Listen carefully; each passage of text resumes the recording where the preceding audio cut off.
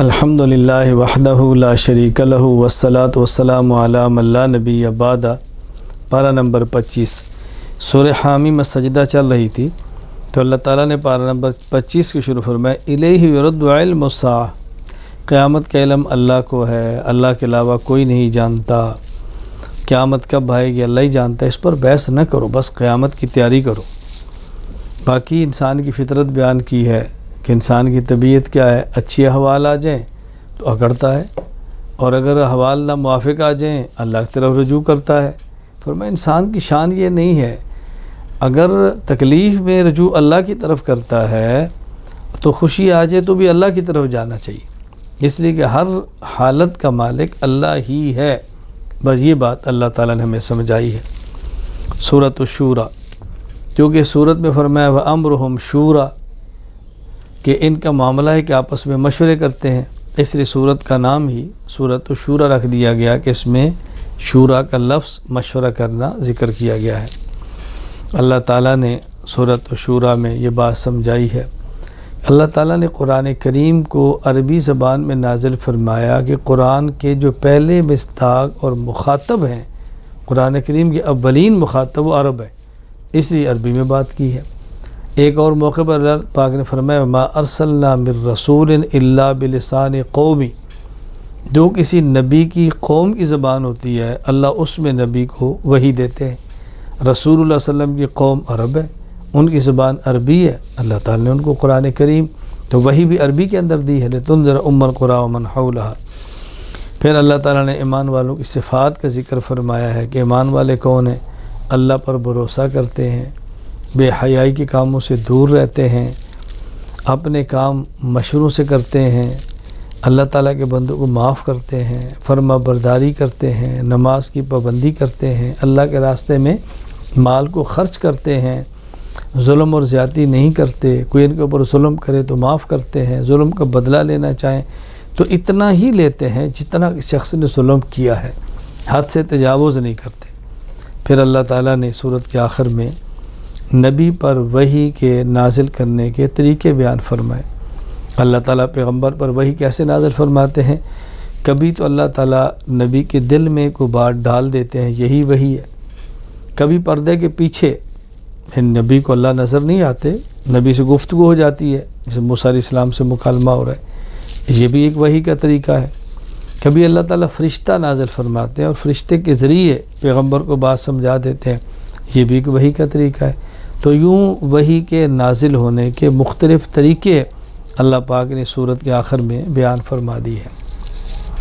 سورۃ الزخرف، کیونکہ سورت میں ایک لفظ آیا ہے زخرفہ، سونا، سونے کی بنی چیزیں، اس لیے سورت کا نام ہی سورۃ الزخرف ہے۔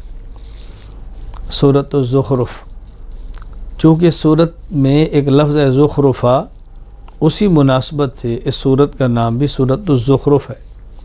اس میں اللہ تعالیٰ نے یہ بات سمجھائی ہے کہ اللہ تعالیٰ اگر چاہتے تو ہر کافر کو چھت چاندی کی دیتے، سیڑھی چاندی کی دیتے، دروازے چاندی کے دیتے، جہاں مسندوں پر تکیے لگا کر بیٹھتے ہیں چاندی کی بنا دیتے اور سونے کی بنا دیتے۔ ایسا اس لیے نہیں کیا کہ پھر عام لوگ بڑی جلدی کفر قبول کر لیں گے۔ فرمایا اللہ کے ہاں تو اس چیز کی قیمت نہیں ہے دنیا کی، ورنہ اللہ چاہتے تو ہر کسی کو دے دیتے، لیکن یہ پر ہر بندہ کفر کی طرف جاتا، تو اللہ تعالیٰ نے امتحان رکھنے کے لیے کسی کو دیا کسی کو نہیں دیا۔ خیر اس صورت میں زخرفہ کا لفظ ہے، اس لیے صورت کا نام بھی سورۃ الزخرف رکھ دیا گیا ہے۔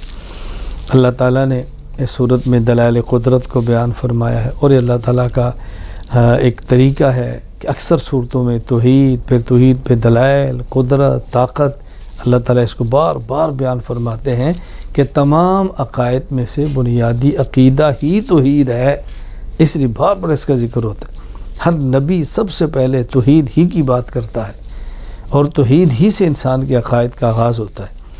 پھر سفر کی دعا فرمائی سمجھائی ہے توحید کو بیان کرتے ہوئے، سبحان الذی سخر لنا ھذا وما كنا له مقرنین وإنا إلی ربنا لمنقلبون۔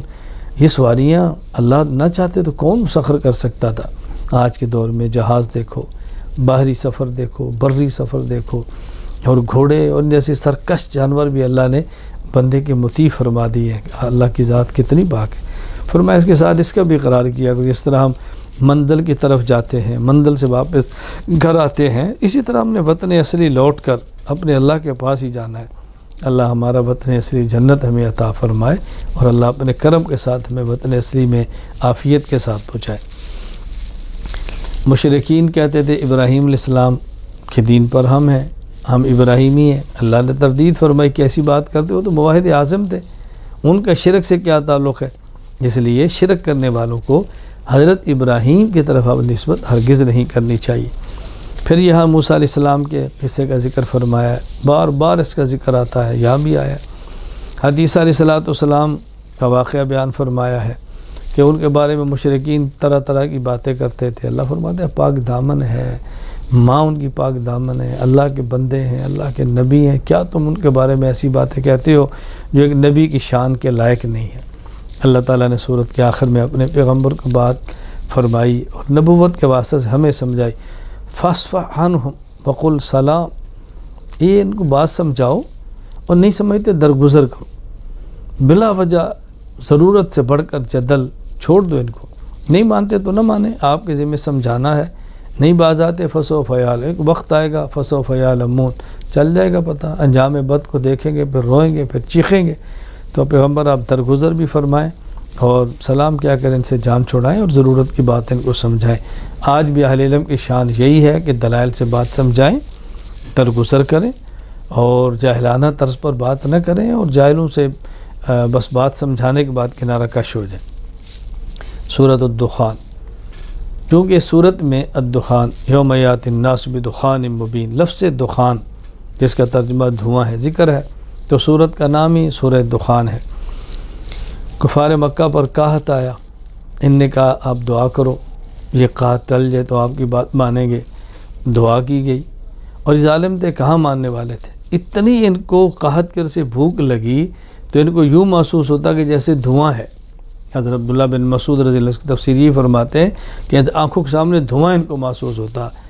تو خیر چونکہ دخان کا ذکر ہے تو اس لیے سورت کا نام بھی دخان ہے. تو مشرکین مکہ نے ہمیشہ بدعہدی کی ہے اور یہ کوئی نئی بات نہیں ہے، پہلے نبیوں کے ساتھ بھی ایسے تھا. آپ کوئی تکلیف آتی نبی سے کہتے دعا کرو، پیغمبر دعا کرتے، تکلیف ٹل جاتی ہے، دوبارہ پھر وہی سرکشی شروع ہو جاتی. یہ بات ہمیں اہل ایمان کو غور کرنی چاہیے. اگر تکلیف آئی ہے، اللہ سے دعا مانگی ہے، اللہ نے تکلیف ہٹا دی ہے، تو پھر دوبارہ ان گناہوں کے اندر نہ جائیں، اپنے آپ کو محفوظ کریں اور بچائیں، اللہ کی نعمتوں کا شکر ادا کریں.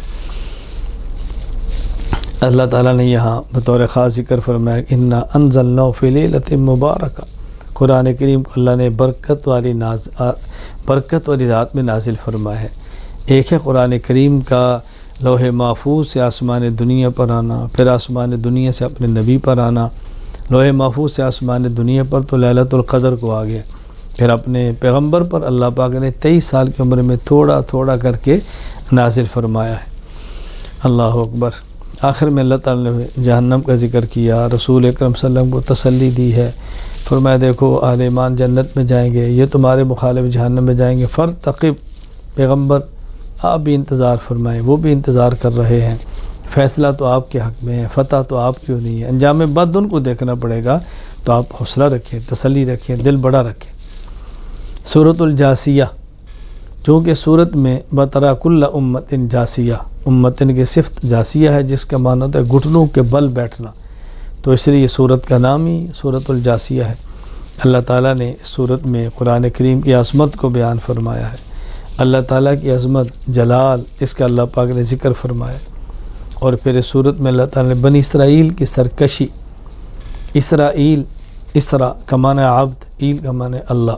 حضرت یعقوب علیہ السلام کہتے ہیں اسرائیل عبداللہ، ان کے 12 بیٹے تھے، ان سے آگے جو نسل چلی ہے انہیں کہتے ہیں بنو اسرائیل، یعنی اسرائیل عبداللہ یعقوب کی اولاد. اس کا بار بار قرآن کریم کے اندر ذکر آتا ہے.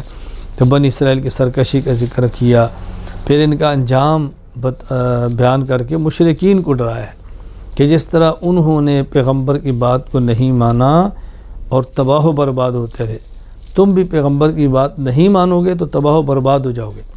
اور واقعتاً جن لوگوں نہیں مانا، بدر میں قتل ہوا ہے، کوئی احد میں قتل ہوا ہے، کوئی کسی جگہ پہ برباد ہوا ہے. اور دائمی پھر ابدی عذاب کے مستحق ہوئے۔ ابو لہب کا انجام دیکھو اور ابو جہل کا انجام دیکھو، کس طرح انجام بد کے ساتھ یہ دنیا سے گئی، اللہ تعالیٰ نے کو سمجھایا ہے۔ اللہ تعالیٰ نے پھر اس پارے کے آخر میں سورۃ الجاسیہ میں قیامت کی منظر کشی کی ہے، وَتَرَى كُلَّ أُمَّةٍ جاسیہ، گھٹنوں کے بل پڑے ہوں گے، تڑپ رہے ہوں گے، چیخ رہے ہوں گے اور موت کو پکاریں گے۔ فرمایا ایک موت نہیں، آج تم کئی موتیں بھی پکارو، کون ہے تمہیں اللہ کے عذاب سے بچانے والا؟ اللہ تعالی ہم سب کو آخرت کی تیاری کی توفیق عطا فرمائے۔ وآخر دعوانا ان الحمد للہ رب العالمین۔